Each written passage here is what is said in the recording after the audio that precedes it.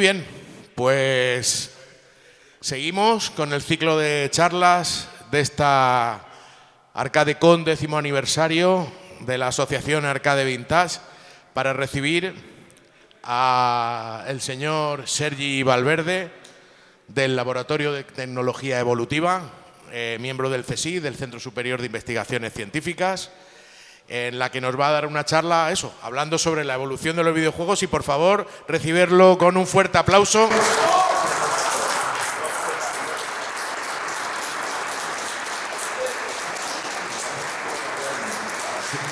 De verdad que Sergi recibió el guante y lo recogió gustosamente, pero claro, se ha metido en un mundo que ahora nos va a hacer partícipes de todo el sufrimiento y el goce que has tenido durante estos meses, estos bastantes meses.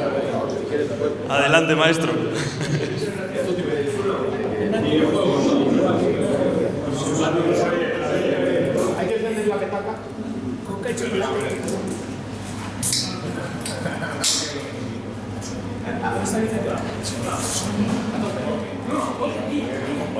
Hola, perfecto. Bueno, videojuegos, la última frontera del entretenimiento donde ninguna otra tecnología ha llegado jamás. Bueno, pues en nuestro viaje por el arcade nos encontramos muchas gemas y productos y muchas veces pensamos que estas gemas, estos éxitos, son los primeros. Y por supuesto ni Just fue el primer juego de doble stick, ni Outrun fue el primer juego de coches, de conducción, ni este otro juego fue el primer juego en utilizar color, aunque algunas personas pueden pensar que sí. ¿Qué nos interesa aquí? Bueno, cuando me lanzaron el reto, ¿no?, de investigar, bueno, hace 5 meses yo di una charla aquí sobre la historia de Pong y Eduardo y José me invitaron a decir, bueno, vamos a organizar un pequeño evento, que es este, estoy súper contento de estar aquí, y vas a hacernos una charla sobre la evolución del arcade. Y yo pensé, bueno, no será tan difícil. Bueno, no sabía dónde me metía, ¿no? Y me he metido en un agujero negro del que, bueno, ha sido fascinante, a la vez que terrorífico, darse cuenta que era un universo en sí mismo, y yo pensaba, bueno, ¿cómo voy a meter toda la información que estoy encontrando en 45 minutos? Suerte que mis dos colegas del laboratorio, Salva Durán y Blai Vidiella, que son investigadores de donde trabajo yo, del Instituto de Biología Evolutiva, que es un instituto que trabaja en evolución biológica. Y nuestro grupo es un grupo teórico que intenta encontrar la intersección entre la biología y la tecnología. Y os intentaré hacer una mirada del arcade desde ese punto de vista. Bueno, los mejores inventos de la humanidad. Cuando uno busca por internet las listas de los mejores inventos de la humanidad, normalmente no encuentra los videojuegos. Eso debe ser quizás porque, como es una tecnología de entretenimiento, la gente seria pues no le da mucha importancia, considera que otras cosas son mucho más cruciales para la humanidad, como puede ser, no sé, la luz eléctrica, el coche, la rueda. Ahora bien, me gustaría que todos hiciéramos una reflexión. ¿Alguna vez una rueda os ha inspirado a imaginar un universo? Por supuesto, lo que no estoy diciendo es que cualquier juego te convierta automáticamente en Leonardo da Vinci. Entonces, hay muchos ejemplos de ello, pero yo fui este ejemplo, que es Street Fighter The Movie, que es un juego basado en una película basado en un juego. A mí y ahí vamos mal, ¿no? A mí la película en sí no me gustó. Bueno. Y luego, yo como ex programador de videojuegos, veo esto y me recuerda a una pantalla de debug, una textura que se repite hasta el infinito. Bueno, podemos concluir que este juego no era un juego muy bueno, ¿vale? Y más aún si lo comparas con el original, que el juego original sí que es muy guapo, Street Fighter. Entonces, cuando miramos este tipo de cosas, nos aparecen una serie de preguntas, por ejemplo, ¿por qué unos videojuegos o unas tecnologías tienen éxito y otras no? ¿Las tecnologías son el resultado de los accidentes históricos o son predecibles? ¿Y de qué dependen estos cambios tecnológicos? Por supuesto, estas preguntas no las voy a contestar hoy, porque son preguntas abiertas que son para trabajar toda la vida, pero sí que son un referente al que intentaremos ir hacia allí, ¿vale? Seguramente podríamos contestar algunas de estas preguntas en casos particulares, pero nuestro objetivo será mucho más ambicioso. Lo que queremos es entender si se puede hacer una teoría general que nos ayude a responder estas preguntas de manera universal, ¿vale? Y lo que vamos a hacer aquí es utilizar una aproximación que yo no la he inventado, que salió de la del estudio de la arqueología y de la antropología, en el que en los últimos 50-60 años se está intentando aplicar la teoría evolutiva a tecnología. Entonces, esto es una cosa que choca porque la mayoría de nosotros lo que estamos acostumbrados es establecer una división, bueno, yo no, pero la mayoría de gente, una división entre organismos vivos y tecnología, ¿vale? Porque unos están hechos por las personas y el otro son el resultado de la selección natural, ¿vale? Pues yo lo que quiero es que replanteemos ese punto y pensemos que a lo mejor no es tanto así, ¿de acuerdo? De hecho, uno puede aplicar las mismas teorías matemáticas a entender la diversificación de especies y a entender, por ejemplo, la diversificación de las herramientas de piedra. Porque en los dos procesos podemos encontrar mutación, que en el caso de la tecnología serían cambios al azar, y eso no es tan extraño. Hay muchas veces que hacemos cambios que son prueba y error, como cualquier programador puede atestiguar. Tenemos selección, porque obviamente las tecnologías que mejor funcionan son las que preservamos y transmitimos. Y tenemos herencia. Lo que pasa es que en tecnología hay dos tipos de herencia. Hay herencia vertical, que sería la que pasa de madres a hijos, ¿no? O de padres a hijos. Y tenemos también transferencia horizontal, que sería transferencia de información entre personas de la misma edad o que no están relacionadas de una manera, digamos, familiar. Otro elemento común en tecnología, en evolución, es que cuando tú quieres hacer algo complejo, ya sea un organismo o sea una tecnología, hay que combinar cosas, ¿vale? Entonces, hay que recombinar. No puedo crear algo complejo porque sí. Antes tengo que necesitar componentes. Como vais a ver en la historia de los videojuegos, este es un tema recurrente. ¿Qué hicimos para poder entender todo esto y no quedarnos en una teoría verbal? Pues nada, nos hemos dedicado a reconstruir bases de datos. Y aquí voy a intentar, o sea, he utilizado información que está disponible como revistas, códigos fuente de juegos, las fuentes tradicionales, yo diría, de análisis de videojuegos, y además he hecho una cosa que no lo he encontrado por ahí y es novedoso, que es recopilar 16.000 patentes relacionadas con tecnología de videojuegos. Entonces aquí os estoy enseñando, las patentes definen una red de referencias, porque una patente referencia a otras patentes. Y analizando esta red podemos ver el flujo de la información. Y analizando esta red de patentes podemos intentar hacer una reconstrucción del proceso evolutivo por el que ha seguido. Y veréis que algunas de estas ideas vienen de videojuegos, pero otras de estas ideas vienen de sitios muy diferentes. Y de hecho, cuando tú analizas las 16.000 patentes, encuentras que solamente un 34% de la información es información exclusiva de videojuegos. El 66% de las referencias tecnológicas que hay en las patentes de videojuego vienen de áreas muy diferentes. Vienen de algunas áreas que tú te esperarías, como puede ser juegos de tablero, informática en general o incluso electrónica, ¿no? Pero también vienen de sitios raros, como por ejemplo educación, óptica e incluso medicina. Entonces es importante tener en cuenta que esa diversidad de información es crucial para innovar. ¿Vale? El otro tema recurrente que a mí me preocupa en particular es entender por qué ha habido un aumento de la complejidad. Por qué hemos pasado de Pong a Outrun. Y esa complejidad es obvia incluso en las primeras consolas. Entonces, debajo de la carcasa de Atari 2600 encontramos 3 chips. Pero dentro de esos 3 chips hay un procesador y la actividad dentro del chip, que es súper compleja, es la que realmente da lugar al gameplay. Entonces, hay que entender también estos patrones. Bien. Vale, entonces, una cosa importante, cuando uno estudia de forma superficial la evolución de la tecnología informática, lo que encuentras es este patrón, que seguro que muchos de vosotros lo reconocéis. Es el crecimiento exponencial en el número de transistores con el tiempo. Eso es lo que conocemos como ley de Moore. Y de hecho, esa evolución exponencial es paralela al aumento de la complejidad visual en los videojuegos. Uno podría concluir que es la potencia de procesamiento la que ha impulsado la complejidad visual y la complejidad del gameplay. Pero eso no es así.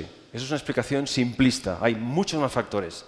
Y de hecho hay factores sociales, económicos y culturales que hay que tener en cuenta para poder entender perfectamente la evolución de los videojuegos. Y eso es una cosa que estamos empezando a comprender. Bien, nuestra historia comienza... Bueno, el punto de inicio es difícil. Hay mucha discusión sobre cuáles son los primeros, cuál es el primer videojuego, etc. Yo cojo este punto de partida, es un punto que me gusta, porque de alguna manera nos indica que el concepto de videojuego es un concepto muy antiguo. Y de hecho, estos dos ingenieros escribieron esta patente en el año 48, en el que combinan dos cosas. Combinan un tubo de rayos catódicos con un circuito muy simple, para implementar una experiencia interactiva de la que desafortunadamente no se guardan, o que yo sepa, no hay imágenes, ni fotografías, ni incluso restos materiales. Lo que sí que tenemos es la patente.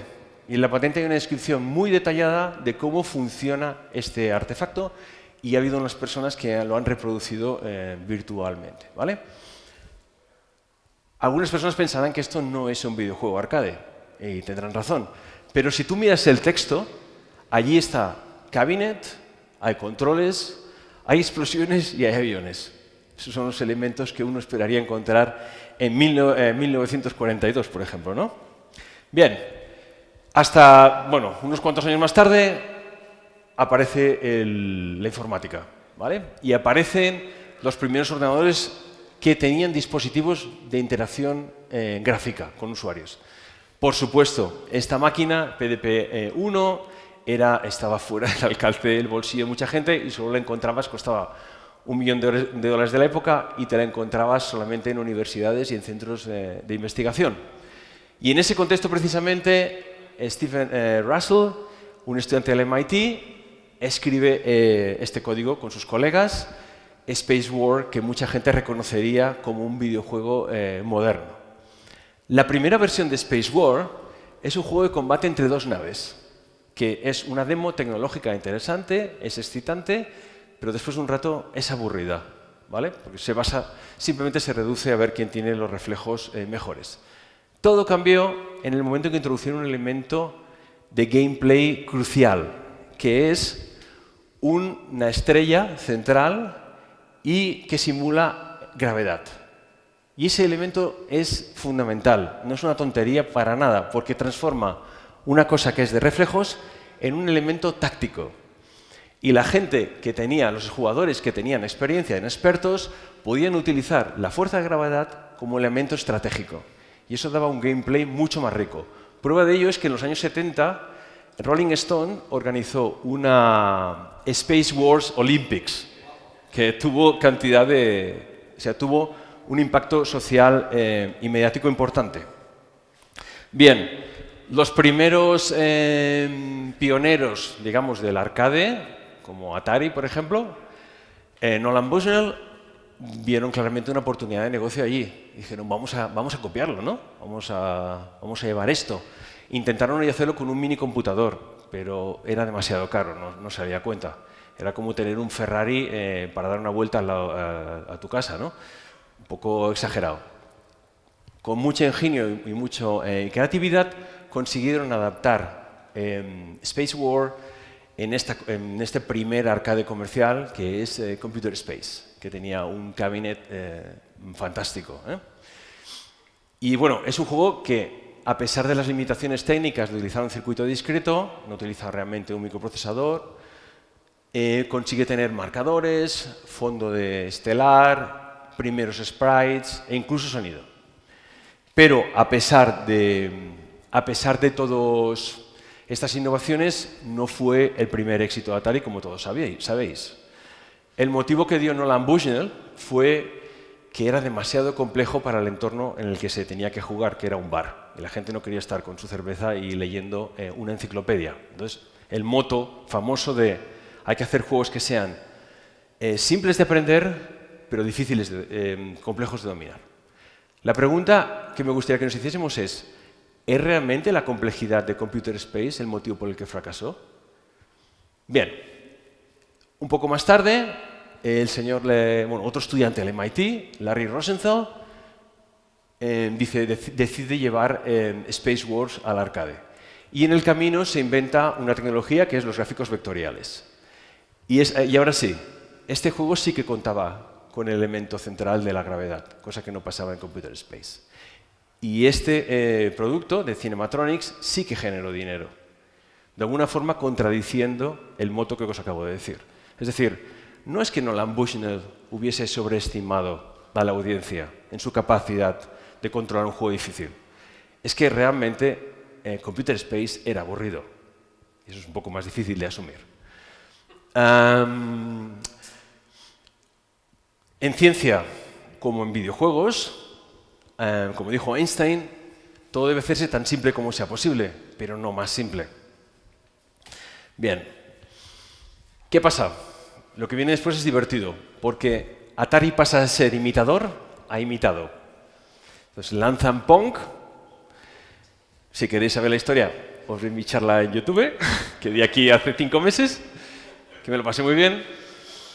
Y bueno, pues ¿qué pasó? Pues nada, que fue un éxito espectacular. Y con el éxito que pasó también, pues que llegó una horda de imitadores. Hicieron clones de Pong hasta en la sopa. Entonces, es curioso que Nolan llamaba afectuosamente a los imitadores como chacales, cuando él había sido un imitador también. Bueno, no pasa nada. Entre esos imitadores hay uno que es importante para nuestra película, que es Tomohiro Nishikado, que es el creador de Space Invaders. ¿De acuerdo? Y de esta crisis se salió con Space Invaders. Se salió con la introducción del microchip, que fue una innovación crucial, que cambió radicalmente el panorama de los videojuegos. Bien, curiosamente el microchip no viene de un ordenador. O sea, el microchip en videojuegos, por lo menos en el arcade, no proviene de otro ordenador o de otra máquina de videojuegos, sino que proviene de un pinball. O sea, el primer chip se instala en un arcade, se instala en un pinball. Esto da dos ventajas. Uno, no sé si habéis visto alguna vez un pinball por dentro, de los tradicionales. Pues os recomiendo que lo miréis, porque es brutal la complejidad que hay ahí dentro. De hecho, cuando enseñaron este pinball a la empresa, creo que es Bally, cuando lo vieron por dentro no se lo creían, porque no había nada. Estaba ahí el chip y ya está. ¿Vale? Entonces conseguías mucha más fiabilidad y reducir costes de producción. Dave Nutting and Associates, que fue el equipo que hizo esto, dijo, oye, vamos a llevar esto de microchip a los videojuegos. E hicieron este arcade, que lo he estado estudiando durante el verano y me ha encantado encontrarlo aquí. O sea, ha sido una experiencia para mí bastante especial. ¿Vale? Y es el primer, bueno, es difícil siempre decir el primero, ¿no? Pero así parece ser que es el primer arcade que lleva un microchip, que está hecho con un microchip. Bueno, los otros se me llevan chips, pero este es un procesador, el 8080, un procesador programable. Y está basado, no es una idea original, está basado en un arcade hecho con circuitos digitales, o sea, con puertas lógicas, no hecho con un chip. ¿Y de quién es? De Tomohiro Nishikado. Interesante. ¿Qué pasó? Que Nishikado no participó en el diseño de esto, pero poco después lo vio y dijo, ostras, habéis mejorado, bueno, el gameplay era exactamente igual, pero los gráficos eran mejores en Gunfight. Y dijo, hostia, qué chulo, ¿no? Y ahí está, ¿no? Y este juego es interesante porque implementa un scroll suave de los sprites. Pero para poder hacer el scroll suave en esa época, aquí no existían chips de gráficos especiales, todo lo hacía el procesador. Y cuando tú quieres, claro, es un sistema de tiles que está orientado, está segmentado en caracteres. Entonces, si tú quieres conseguir hacer un efecto de scrolling suave, tienes que ir recolocando los sprites píxel a píxel. Eso significa hacer desplazamientos de bits dentro de los gráficos. ¿Qué pasaba? Que el 8080 era lentísimo haciendo el shift. Y aquí aparece por primera vez lo que podríamos llamar la primera GPU, que es un chip especializado en hacer desplazamientos de bits súper rápido. Y en el código de Gunfright, ¿veis estas dos instrucciones? Aquí el procesador le envía la línea que tiene que shiftar, desplazar, y luego la recoge. ¿Vale? ¿Y qué pasa? Curiosamente, mágicamente, es la misma técnica porque, de hecho, el código, este trozo de código está en las dos máquinas. Lo que demuestra que la evolución es mucho más compleja de lo que uno podía pensar. Nishikado inventa la máquina con tecnología no de chips, la copia otra gente y él hereda esa información y la copia en su sistema. O sea, es bastante más interesante y también nos indica lo importante que es entender cómo están hechas las máquinas por dentro. Y el trabajo de hacer la ingeniería inversa es súper interesante para poder trazar realmente cómo pasó la historia. Bien. Todo esto conlleva unos cambios importantes en la demografía de los jugadores. Pasamos de un entorno básicamente orientado a adultos, un entorno casi como de un casino, a los salones recreativos, ¿vale? Y ahí pasamos a un público mucho más joven. Aquí también comentar que este juego creo que está perdido también y me parece que es uno de los primeros juegos que que simulan combates entre personas. Es una pena. Bien, por supuesto, las características del arcade también influenciaron en la adopción de esa tecnología, porque previamente las máquinas arcade no llevaban chips, estaban basadas en maquetas que costaba bastante construir, sujetas a procesos de envejecimiento, fallos en la electrónica y ocupaban mucho espacio. Si tú eres un operador de arcade, aparte de los costes de mantenimiento, también tienes que pagar los costes de alquiler. O sea, es bastante... Hay una presión para reducir el tamaño de las máquinas y disminuir costes. Si a todo eso le sumamos que en los años 70 tenemos un clima de crisis económica y de inflación, también nos indica cómo la economía influyó en esa transición hacia el arcade. De hecho, es un problema, la inflación era un problema para una industria basada en precios estandarizados en monedas, en cuartos de dólar.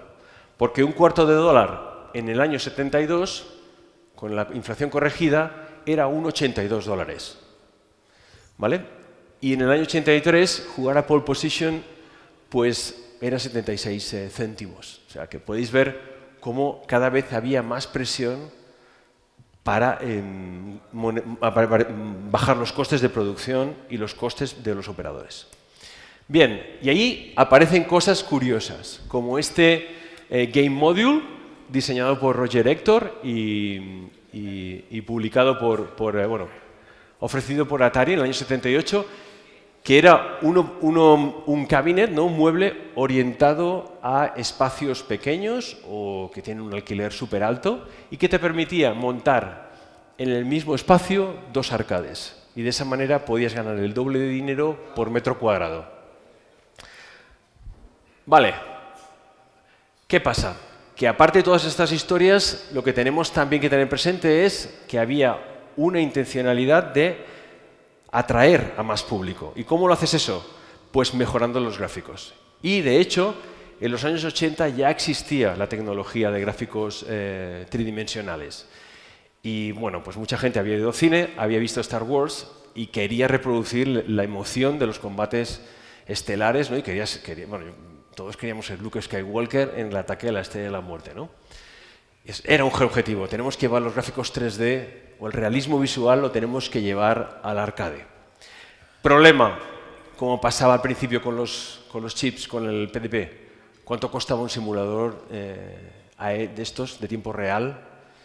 Pues claro, costaba millones de dólares y obviamente no estaba al alcance de mucha gente. Pero, bueno, otra vez el ingenio y la creatividad pueden suplir las limitaciones tecnológicas y otra vez Nishikado se avanza su tiempo y hace este arcade, también sin chips, basado en un circuito lógico, ¿vale? Que es Interceptor, que es, creo que es la primera vez que se utiliza el escalado de sprites para simular un efecto pseudo 3D. Estaría muy bien entender cómo funcionaba esto en un sistema que no hay software. No he encontrado que nadie tenga esta máquina. Creo que es otra máquina desafortunadamente perdida. Pero este verano, mientras investigaba, he encontrado que alguien ha subido los planos del circuito. Entonces, muchos ingenieros eléctricos han muerto para conseguir esta información.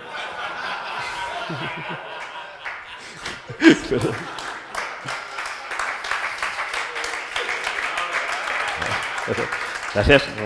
Era un chiste malo.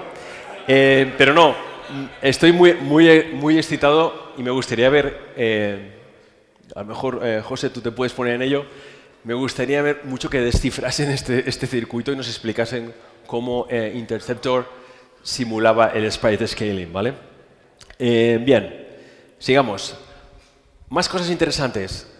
Atari hace su primera incursión en el 3D y hace este juego, ¿vale? Que es llamado Sky Raider. Yo no lo conocía para nada, pero me llamó mucho la atención que tuviese este efecto pseudo tridimensional, ¿no? En esta época. Lo chulo es que si te miras la patente, este efecto lo consiguen hacer sin gastar un solo ciclo de CPU. Cosa bastante sorprendente. ¿Cómo? Bueno, todos sabéis cómo funciona un arcade clásico con tubo de rayos catódicos, ¿no? Normalmente, pues todas las líneas de scan tienen la misma longitud. Lo que hace Skyrider es jugar con el voltaje de salida y lo que hace es acortar las líneas de scan. Y solamente haciendo eso conviertes un scroll vertical en un pseudo 3D. ¿Bien? Bien. Y claro, muy interesante porque la patente de Zaxxon referencia a la de patente de Skyrider. Hay una conexión ahí. Y bueno, Zaxxon, ya sabéis que el nombre de Zaxxon proviene de Axonometric Projection, ¿no? Es un juego isométrica, brutal para la época. Yo cuando lo vi me flipé, digo, ¿cómo pueden hacer algo así con esa tecnología? Todos sabemos que no es realmente tridimensional. En realidad es un efecto, descompone la escena 3D en tiles 2D y cada uno de ellos está simulando una perspectiva fija. Bueno, hay un par de aspectos técnicos interesantes y es que no utiliza una perspectiva isométrica pura, que tendrías los ángulos sean todos idénticos, sino que utiliza estos ángulos tan curiosos, y esto es la perspectiva axonométrica, de 116,57 y 126,88. Dices, bueno, ¿por qué? Bueno, porque esta perspectiva axonométrica te asegura tener un aspect ratio de los tiles 2:1. Y eso, si eres un grafista en esta época, te va muy bien, porque te permite representar las líneas rectas de una manera muy precisa, ¿no? Y sin utilizar cálculos de coma flotante. Y en esa época, los cálculos de coma flotante, mejor que no. Vamos a hacerlo todo con punto fijo y con matemática entera. Por supuesto, no nos olvidemos de pintar los tiles en el orden que toca, ¿vale? Entonces utiliza el famoso algoritmo del pintor, pintando de atrás hacia adelante. Bien, por supuesto, los gráficos espectaculares, vale, pueden atraer a jugadores casuales, pero no van a atraer a un hardcore gamer que quiere retos interesantes. ¿Y cómo consigues hacer un reto interesante? Pues teniendo un competidor que sea inteligente. Por eso los juegos multiplayer dan esa jugabilidad. Pero claro, ¿podemos implementar con la tecnología de esta época, con microprocesadores 8 bits, gráficos, sonido y un componente y una inteligencia artificial? Es un reto importante, ¿no? Pues muy bien, la primera inteligencia artificial implementada en un arcade viene de un sitio muy curioso y viene de una idea de las matemáticas. Y en particular nos tenemos que hacer un viaje mental al año 73. En mayo del 73 yo no había nacido, pero bueno, faltaba poco. Y entonces, imaginaos que estáis en un kiosco y os encontráis con la revista Scientific American. La abrís y aparece un artículo del Martin Gardner, que era un matemático genial, que con su columna de Mathematical Games nos iba explicando conceptos sobre matemáticas a un público general. Y explica las reglas de un juego que se llama Racetrack, que es un juego que no necesita ordenador. Se juega con papel y lápiz, papel cuadriculado. Entonces es un juego multiplayer en el que cada jugador tiene un boli de un color, o si tenéis un boli de estos Bics con 4 colores, pues ya lo tenéis. Entonces imaginaros, vuestro coche es un punto y solo puede estar en posiciones, en intersecciones de la malla, ¿vale? ¿Vale? Imaginaros que he hecho un movimiento, este movimiento con este vector. Aquí un poco de matemáticas. Estos vectores se consideran que son iguales porque tienen la misma longitud y la misma dirección, aunque el punto de inicio puede ser el que sea. ¿Cómo se calcula el siguiente movimiento? Bien, pues tenéis que hacer unas reglas muy sencillas. Lo primero que hacéis es copiar el último vector de movimiento, ¿vale? Y ahora tenéis como opción, y podéis escoger como destino cualquiera de estas 8 posiciones. Pero con una excepción. No podéis ocupar, si una posición está ocupada por un contrincante, no se puede ocupar, ¿vale? O si os salís de la carretera, pues es una colisión y hay una penalización. Entonces, por ejemplo, imaginaros que os movéis así. Entonces, aplicáis estas 2 reglas por turnos y, curiosamente, son unas partidas súper interesantes, ¿vale? Entonces, esto no sé si llegó alguna vez a España, pero se ve que en Alemania y en Estados Unidos y en Inglaterra se jugaba este juego. Los chiquillos en la EGB suya, pues nosotros jugamos al ahorcado, ¿no? Pero ellos jugaban a Racetrack, ¿vale? Bien, muy bien. Uno podría decir, bueno, muy divertido, muy ingeniosas las reglas, pero este juego, para ser divertido, realmente necesitas un contrincante que sea inteligente, ¿de acuerdo? Entonces, ¿cómo lo llevamos esto al ordenador? Y claro, más aún cuando consideramos que hacer un conductor inteligente es básicamente resolver el problema de la conducción autónoma, que, como todos sabéis, no está resuelto. ¿De acuerdo? Pero en los años 80, un grupo de mavericks alemanes, Ernst Dichmann, se compró una furgoneta Mercedes, la llenó de cacharros y comenzó a implementar. Y en la siguiente versión, en los 90, incorporó este robot, que veis ahí, bueno, se ve ahí, una persona, y con sistemas de visuales, computadoras en paralelo, empezaron a implementar el sistema de conducción autónoma. Todavía no está resuelto. Entonces, la magia es cómo Key Games, sucursal de Atari, en el año 76 hace el primer juego con competidores inteligentes. ¿Cómo lo consiguen, no? Que son esos coches grises de Sprint 2, son conductores autónomos. Bueno, pues la idea es una idea brillante. Normalmente, ¿qué hubiese sido? Para poder descifrar los secretos de Sprint 2, ¿qué tendríamos que haber hecho? Pues ir a la ROM, ¿no? Sacar el código binario, desensamblar el código máquina y con un poco de paciencia, pues, y unas cuantas Coca-Colas, pues entender el código, ¿no? En este caso fue mucho más fácil porque está perfectamente explicado en la patente de Key Games. Y lo que hacen básicamente es adjuntar en el mapa del diseño del circuito, todas las direcciones locales óptimas que tiene que seguir el competidor. Lo único que tiene que hacer la CPU es, cuando hay un coche, ver en qué dirección va y corregirle la dirección.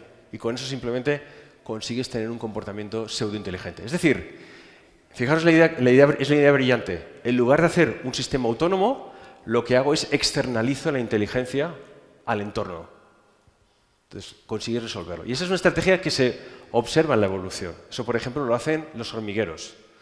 Los hormigueros, la estructura del nido, la red del nido, canaliza la actividad de la inteligencia colectiva, que los individuos son muy tontos. No sé si alguna vez os habéis fijado en el movimiento de una hormiga. Es casi pseudo-aleatorio.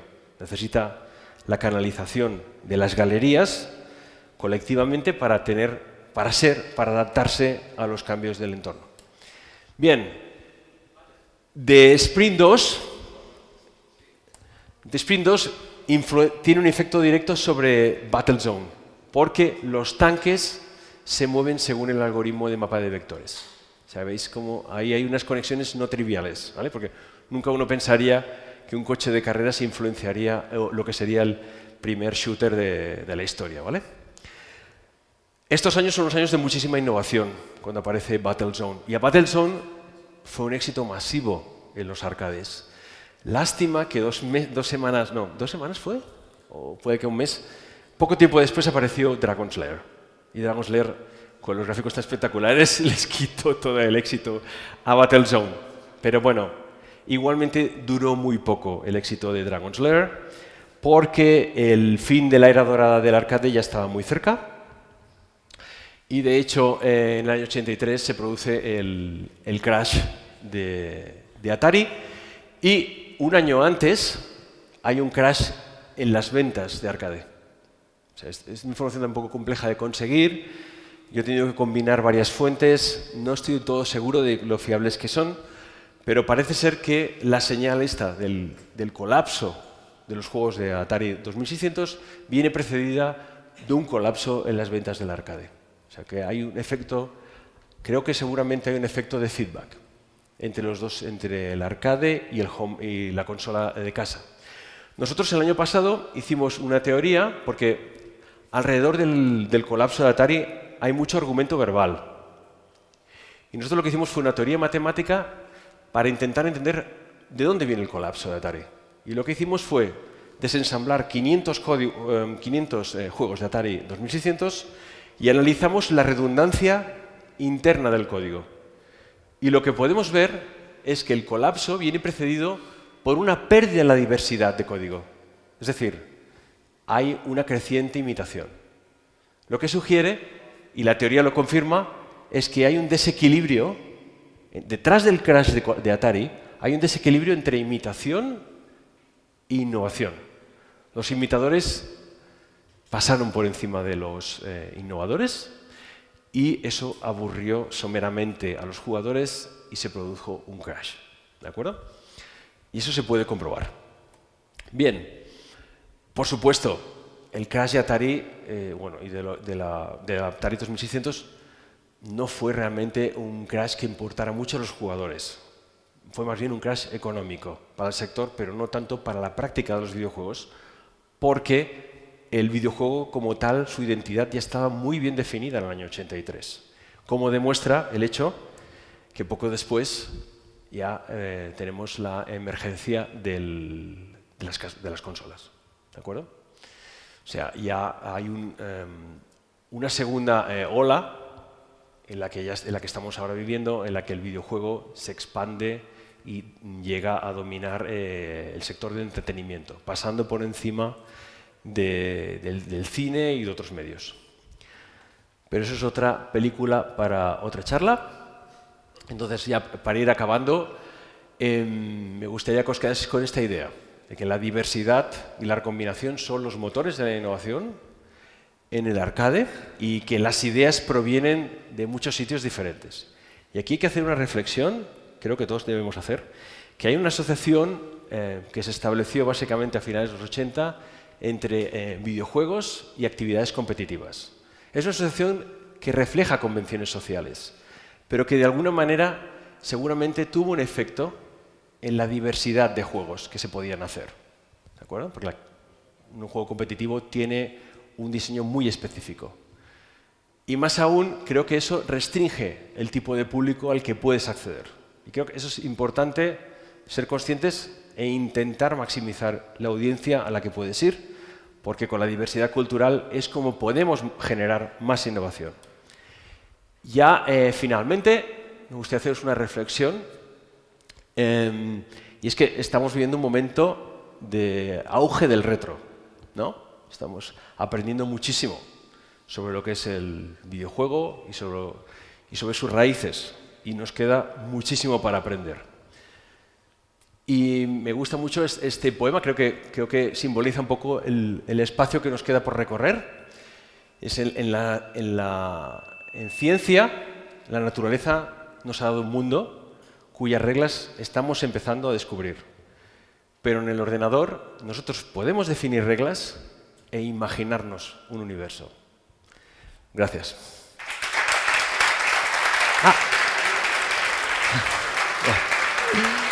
Ay, perdón. Me he colado. Anda acá. Perdón. Muchas gracias por vuestros aplausos. Me olvidaba una cosa. Claro, otra cosa que estamos haciendo y que me gustaría compartir con vosotros es, aparte de intentar trazar la evolución a través del flujo de la información en las patentes, también queremos entender, esa es una cosa que me comentó David y me parece muy interesante, es la evolución del arcade como objeto físico y cómo el hecho de, pues todos los habéis experimentado, no es lo mismo jugar a Ghosts and Goblins en vuestra casa que aquí, no tiene nada que ver. Hay una componente que esto en inglés se llama embodiment, o sea, del cuerpo, ¿no? Tú estás jugando con tu cuerpo, con todos tus sentidos. Entonces, para eso hemos creado una base de datos que os quiero enseñar un poco, es un prototipo, pero bueno, os lo quería enseñar. Básicamente lo que he hecho es intentar encontrar todos los modelos tridimensionales que he podido de cabinets, ¿vale? Y entonces he conseguido encontrar unos 300, ha sido un poco paranoia reconstruir esta base de datos. Y a ver, os quiero enseñar algunas cosas preliminares, ¿vale? A ver si puedo coger esto aquí. Vale. Perdonad, la interfaz es un poco primitiva, pero bueno. Entonces, aquí, por ejemplo, podéis ver una medida muy cruda de complejidad tridimensional. Entonces, aquí tenéis años y aquí tenéis los diferentes cabinets. Empezamos con Asteroid, que es la primera cabinet que he conseguido, y tiene una complejidad de unas 10 componentes. Fijaros aquí cómo hay como un núcleo, ¿vale? Que esto ya os podéis imaginar que son cabinets de este estilo. Y luego tenemos outliers, gente que es muchísimo más compleja de lo que le tocaría. Entonces, ¿qué puede ser? Pues Afterburner, ¿no? ¿Qué tiene? Y aquí es muy divertido porque en la última parte, no hemos hablado para nada de esta parte, pero aquí hay toda una evolución posterior. Entonces tenemos cosas de ese estilo que ya son como no sé, cosas como si fuese una especie de atracción de feria o algo así, ¿vale? Cosas que no puedes tener en tu casa, ¿no? Y que parece un poco el futuro del arcade. Bueno, si tienes sitio en tu casa, si tienes 300 metros cuadrados, pues ya está, eso es todo. Dale la camiseta, por favor. Bravo, Sergi, pedazo de charla increíble. Ha sido... Yo creo que más de uno se nos ha caído la lágrima, los huevos al suelo, todo ya. Esto ha sido impresionante. Muchísimas gracias. Gracias. Muchísimas gracias. Un abrazo de parte de todos. Gracias. Y la verdad, un disfrute. Hemos disfrutado como enanos muchos de nosotros.